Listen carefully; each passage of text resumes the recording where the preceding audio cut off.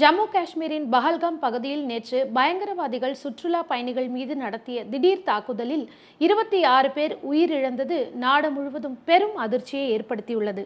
இந்த தாக்குதலில் இந்திய கடற்படை அதிகாரி ஒருவர், நேபாளம் மற்றும் ஐக்கிய அரபு அமீரகத்தை சேர்ந்த சுற்றுலா பயணிகள் உட்பட்ட 26 பேர் உயிரிழந்தனர். அவர்கள் கர்நாடகா, மகாராஷ்டிரா, குஜராத் உள்ளிட்ட பல மாநிலங்களைச் சேர்ந்தவர்கள் ஆவர். தாக்குதல் நடந்த பகுதிக்கு உடனடியாக விரைந்து சென்ற உள்துறை அமைச்சர் அமித்ஷா பாதிக்கப்பட்டவர்களை சந்தித்து ஆறுதல் கூறினார். அதன்பின் அதிகாரிகளுடன் தாக்குதல் நடந்த பைரசன் பள்ளத்தாக்கு பகுதிக்கு சென்று ஆய்வுகளை மேற்கொண்டார். மேலும் உயிர் இறந்தவர்களின் உடலுக்கு நேரில் சென்று அஞ்சலி செலுத்தினார். 2 நாள் அரசுமுறை பயணமாக நேற்று சவுதி அரேபியா சென்றிருந்த பிரதமர் மோடி, பஹல்காமில் தீவிரவாதிகள் நடத்திய தாக்குதல் காரணமாக தனது சவுதி பயணத்தை பாதியில் முடித்துக்கொண்டு இன்று காலை டெல்லி வந்தடைந்தார். பின்னர் விமான நிலையத்திலேயே அதிகாரிகளுடன் அவசர ஆலோசனை கூட்டம் மேற்கொண்டார். தாக்குதலில் உயிர் இறந்தவர்களின் உடல்கள் விமானங்கள் மூலம் அவர்களின் சொந்த ஊருக்கு அனுப்பப்பட்டு வருகிறது. இந்த பஹல்காம் தீவிரவாத நிகழ்வின் எதிரொலியாக உலக நாடுகள் தங்களது கண்டனங்களை தெரிவித்துள்ளது.